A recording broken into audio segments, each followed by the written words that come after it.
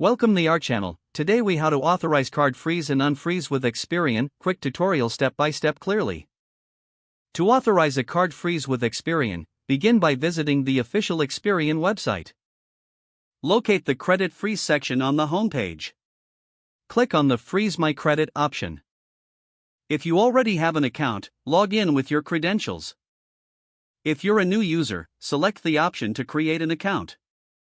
Once logged in or registered, navigate to the card freeze request form. Provide the necessary personal information, including your name, date of birth, and social security number.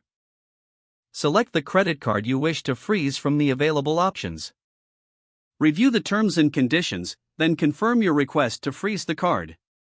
You may receive a confirmation message by email or in-app notification. To unfreeze your card, return to the Experian website. Log into your account using the same credentials. Go to the Manage My Credit Freeze section. Select the card you want to unfreeze from the list. Follow the prompts to confirm the unfreeze request.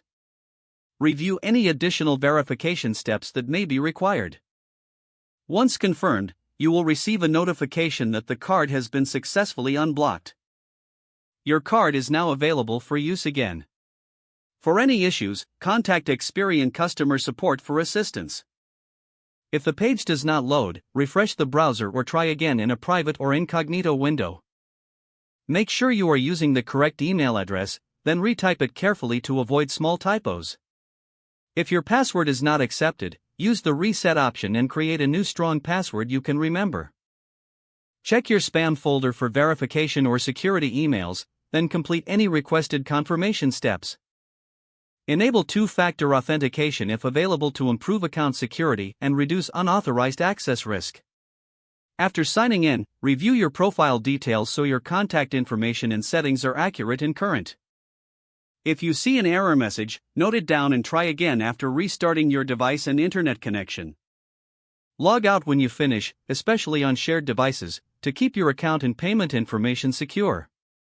If the page does not load, refresh the browser or try again in a private or incognito window. Don't forget to like this video and subscribe to our channel for more step-by-step tech guides.